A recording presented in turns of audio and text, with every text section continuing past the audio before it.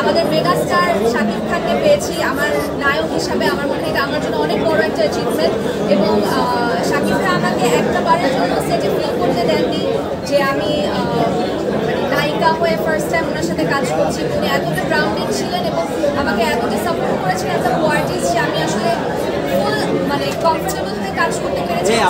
সবাই যারা ছিলেন প্রতিটা টিম মেম্বারও আমাকে এত সুন্দরভাবে ওয়েলকাম করেছে যে আমার জন্য এক্সপিরিয়েন্সটা আসলেই একটা মেমোরেবল এক্সপিরিয়েন্স হয়ে দাঁড়িয়েছে। বাংলাদেশের সিনেমা যেখানে বিশ্ব ছড়িয়ে যাচ্ছে, পুরো বিশ্বে খুব সম্মানের সাথে গর্বের সাথে চলছে, সেই সময় এসে একটা বাজে মহল, খারাপ মহল সবসময় চায় যে আমাদের সিনেমার মাধ্যমে তো আমাদের দেশ, আমাদের কৃষ্টি কালচার পৃথিবীময় ছড়িয়ে যাচ্ছে। সেই জায়গাটা যেন নষ্ট হয়ে যায়। অ্যাকচুয়ালি একটা সিনেমার এগেনস্টে ষড়যন্ত্র না, আমি বলবো এটা দেশের এগেনস্টে ষড়যন্ত্র। আর সেই জাতীয় হচ্ছে সবচেয়ে উন্নত থাকে, যে জাতি সাংস্কৃতিক দিক থেকে সবচেয়ে এগিয়ে যায়। আমরা আমাদের সিনেমাকে নিয়ে, আমাদের কালচার, কৃষ্টি কালচারকে নিয়ে আমরা যখন যাচ্ছি, সেই মুহূর্তেই দেখেন পাইরেসি করে দেয়।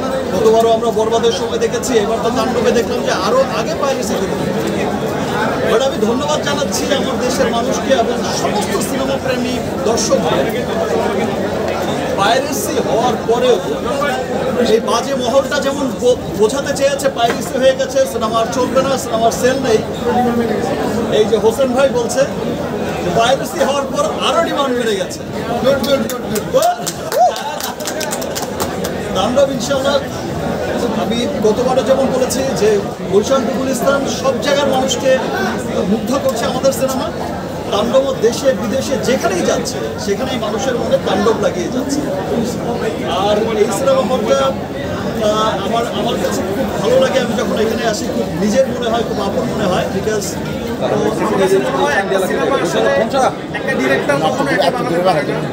এই যে বড় বড় আর্টিস্ট, এই যে ভালো ভালো অভিনেতা যখন আসলে আসে আমাদের ডাকে সারা দেয়, তখন একটা ভালো সিনেমা হয়। আমার একার পক্ষে এটা সম্ভব হতো না যদি এত ভালো ভালো আর্টিস্ট আমি না পেতাম। প্রত্যেকের জায়গায় এত ভালো কাজ করেছে, প্রত্যেকে পেন। এবং আমার যে টিম ছিল, আমি বলবো বাংলাদেশের বেস্ট টিম। যিনি ক্যামেরা চালিয়েছেন তাসিন, যিনি মিউজিক করেছেন নিধি, যিনি আর্ট করেছেন শিহাব ভাই, যিনি মেকআপ করেছেন তারেক, যিনি কস্টিউম করেছেন স্যার, এবং আমার এডি টিম জয়, সোহাগ, নজরুল, চাপি, পাপ্পি যারা আছে পুরো টিম।